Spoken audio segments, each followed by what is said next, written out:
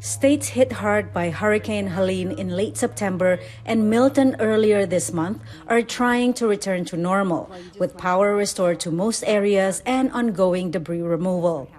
President Joe Biden visited impacted areas in Florida earlier this week, encouraging people to come together. Not as Democrats or Republicans, but as Americans.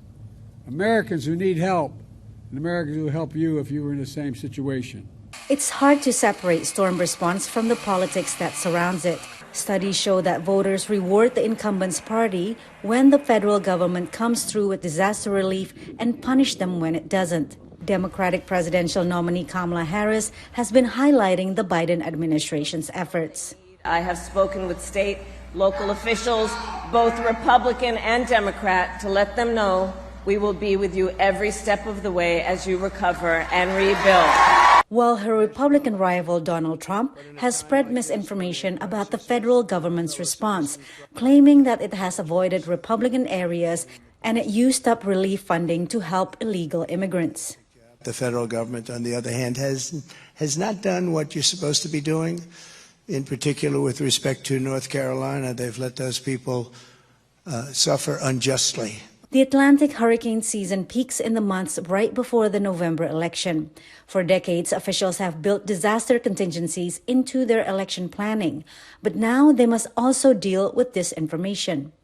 Well, I think that's the biggest challenge that election officials in particular are facing right now in the aftermath of these hurricanes, because we are seeing on social media people making wild claims about, the ability for voters to cast a ballot, the impact that the hurricanes had on the election, and that voting will not take place now because of it. And so we really encourage voters to go to trusted sources. Politics aside, with some roads still inaccessible, buildings damaged, and people busy rebuilding their lives, voter turnout could be lower. Storm damage could also impact people's plans to vote via mail, which is allowed in some states. Almost all states offer some form of early voting.